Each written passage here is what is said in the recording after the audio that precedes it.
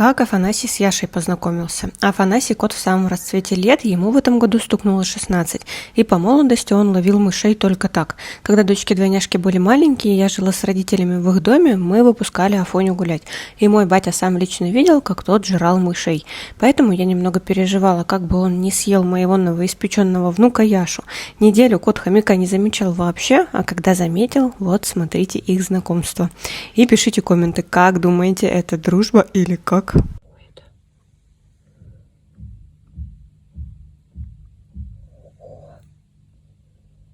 Ого.